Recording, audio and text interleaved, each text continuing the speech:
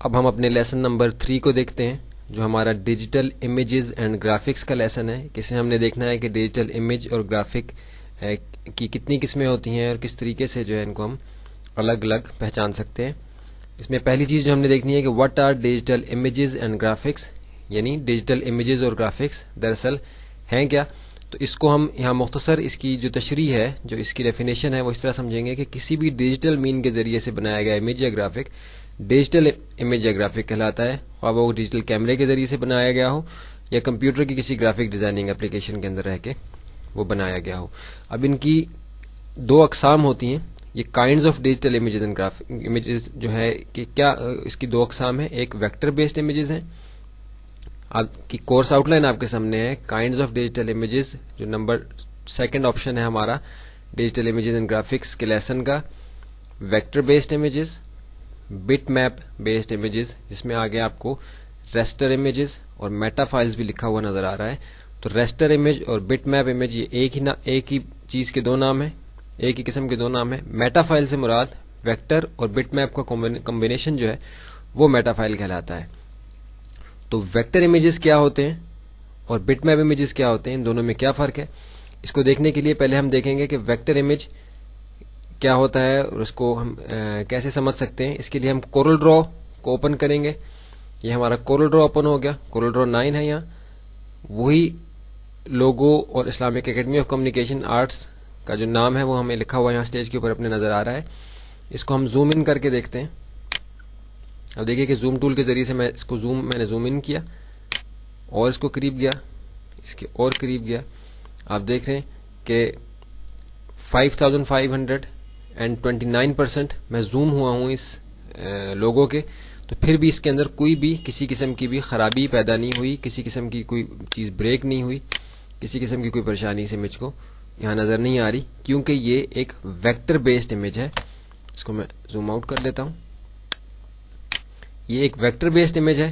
Vector image جو ہے وہ میتھمیٹیکل کیلکولیشنز کے اوپر بنتا ہے، جو ایک پوائنٹ سے دوسرے پوائنٹ تک سالڈ لائنز کے ذریعے سے، اینگلز کے ذریعے سے کمپیوٹر اپنے میموری کے اندر سٹور کرتا ہے. تو اس کے اندر کسی قسم کی بھی کوئی ٹوٹی ہوئی چیز، کوئی بریک ہوئی ہوئی چیز، کوئی پکسل، کوئی چیز ہمیں نظر نہیں آ رہی ہے. آپ دیکھ رہے ہیں کہ کتنا سالڈ اور کتنا اسموتھ یہ امیج ہے.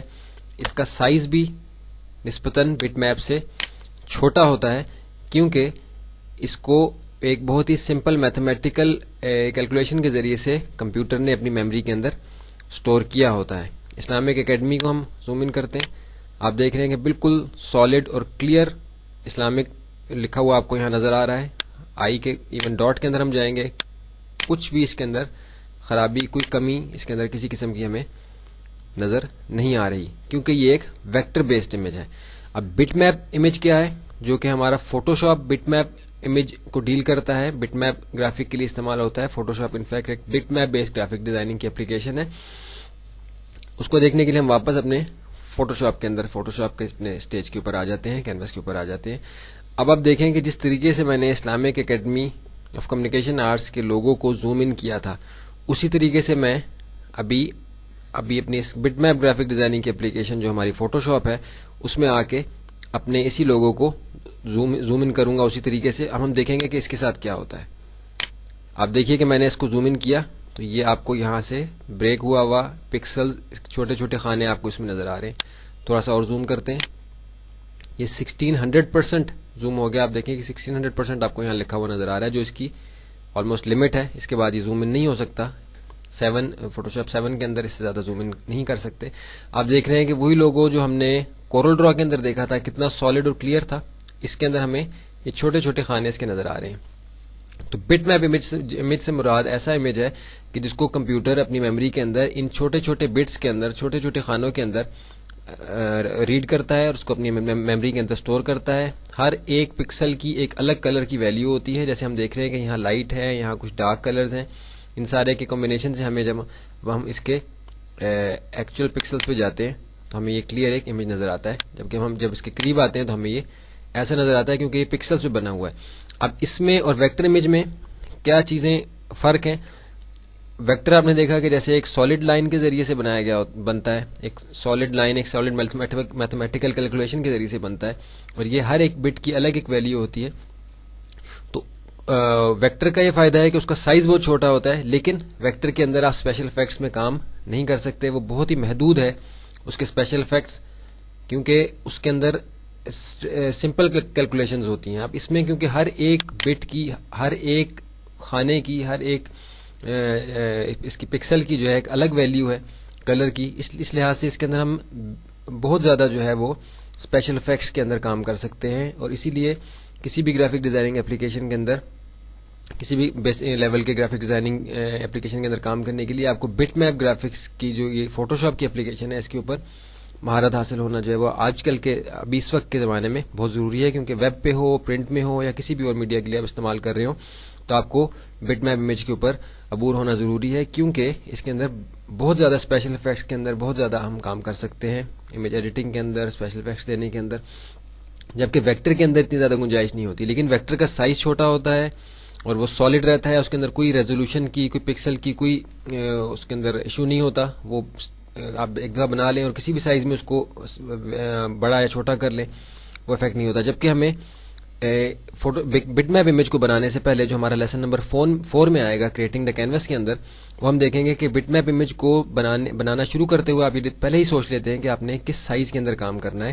اسی وقت آپ اس کی ریزولوشن وغیرہ سیٹ کرتے ہیں تاکہ آگے جا کے آپ کو سائز چینج کرنے میں اس کی کوالٹی افیکٹ نہ ہو. اس سائز کو اگر ہم بڑا کریں گے تو کوالٹی آبویسلی افیکٹ ہوگی، جبکہ ویکٹر کے اندر یہ ایشو نہیں ہوتا. اب اس کے بعد ہماری لیسن نمبر 3 کی جو تیسری چیز ہم نے دیکھنی ہے وہ فائل سائز ہے. آپ دیکھ رہے ہیں کہ جیسے ہمیں یہاں فائل سائز لکھا ہوا نظر آ رہا ہے، تو فائل سائز کا جو بات یہاں سمجھنا ضروری ہے، جیسے کے بی اور ایم بی، کلو بائٹس کے اندر اور میگا بائٹس کے اندر ہم دیکھتے ہیں کہ ہمارا فائل کا سائز عموماً ہوتا ہے. تو اس میں جو امیج ہم نے ویب پہ لے کے جانا ہو اس میں ہمیں فائل سائز کو جو ہے وہ خاص طور پہ دیکھنا ہوتا ہے کہ فائل سائز چھوٹا رہے، تاکہ اپلوڈ کرنے میں ویب سائٹ اور ڈاؤن لوڈ کرنے میں جو ویب کا ویور ہو، جو ویب سائٹ دیکھ رہا ہو، اس کو کسی قسم کی مشکل پیش نہ آئے. اور نمبر 4 جو ہمارا ہے، چوتھی آپشن جو ہے ہماری digital images and graphics lesson number 3 کی کورس آؤٹ لائن کا پیج جو ہے آپ کے سامنے ہے، اس میں فائل فارمیٹ ہے. تو آپ دیکھ رہے ہیں کہ یہ میرے سامنے ایک سٹیج موجود ہے، اس کو ہم یہاں سے فائل سیو آلریڈی کیونکہ یہ ہوا ہے پی ایس ڈی فارمیٹ میں، اس لیے میں سیو ایز کر کے آپ کو دکھاتا ہوں. سیو ایز کیا تو یہ سیو ایز کا ڈائلاگ باکس میرے سامنے آیا ہے. یہ جے پیگ میں آیا ہوا ہے، اس کو میں پی ایچ ڈی میں چل جاتا ہوں. جو ایکچوئل فائل کا فارمیٹ جو فوٹو شاپ فائل سیو جب ہم کرتے ہیں، ہم سیو ایز میں آئے ہیں.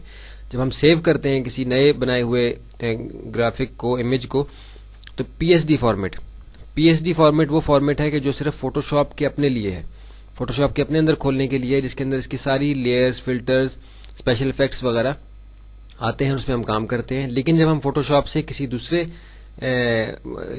جگہ اس کو ہم نے لے کے جانا ہوتا ہے، ایکسپورٹ کرنا ہوتا ہے، یا کسی اور اپلیکیشن کے اندر لے کے جانا ہوتا ہے، تو پھر ہم P H D format use نہیں کرتے. پھر ہم جے پیگ، ٹف، جیف یا بی ایم پی فائل جو ہے اس کو اس فارمیٹ کے اندر سیو کرتے ہیں. P H D format Photoshop کا اپنا فارمیٹ ہے، جس کے اندر ہمیں یہ سب چیزیں اسی طریقے سے اوپن ہوتی ہیں. سٹیج ہوگا، اس کی لیئرز وغیرہ ہوں گی، فلٹر، اسپیشل افیکٹس وغیرہ ساری آپشن اس طریقے سے اوپن ہوں گی جس طریقے سے ہم نے اس پہ اپلائی کی ہیں. لیکن یہ صرف فوٹو شاپ کے اپنے اندر کام کرنے کے لیے ہے.